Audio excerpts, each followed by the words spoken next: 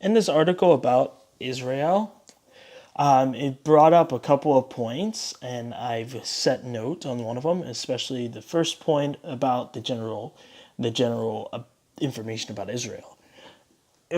Some quick background knowledge about Israel. It's declared independence after World War II. It was granted UN new membership shortly a year after. It opposes Palestine, which is in part of the UN, and it's only slighter than the U.S. state of New Jersey. Now, here are some things that, despite its size, it's considered a first world power, as shown for their economy, which is valued at 217.1 billion, which is the 51st largest in the world, and their per capita income, which is 29,500, which is their 48th largest. And then they're very competitive in high tech areas such as avionics and computer designs. Now, which progresses to my second point, is the U.S. and Israel relation.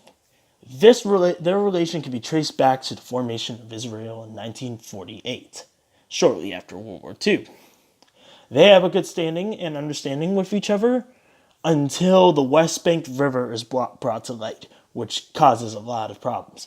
Which, in this case, Israel and Palestine have land disputes near Jerusalem ever since the Second World War. Many attempted U.S. talks have failed, but one proposed plan keeps getting brought up: a two-state solution. President Trump has recently backed up a two-state solution and says it works best.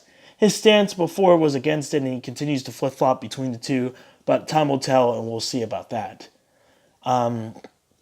In some cases, Palestine is not considered by other nation, by not considered a country by other nations, and in other cases, in other nations, it is.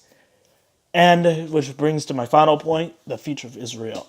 I think Israel will continue to prosper and become a superpower in the Middle East. The Israel-Palestine conflict will eventually come to some sort of end, whether it's not a two-state solution, maybe something entirely. Time will tell. We'll see then. And of course, I think the help of the U.S. and UN will come to that solution, hopefully too. And which brings me to my next thing, and is my brief discussion on what I learned in this course, and a possible change of thought process this semester. The change of process this semester that has occurred to me, it has encouraged me to view the full picture instead of clinging on to one side of an issue. I've learned a lot this semester, including learning in detail the U.S. presence in other parts of the world, especially U.S.'s military presence in Okinawa, Japan, and the many viewpoints that are for and against it. And I hope that my final grade does not completely reflect on what I know. And that's about it. This semester was very interesting, and I think that this was a great learning experience, and I hope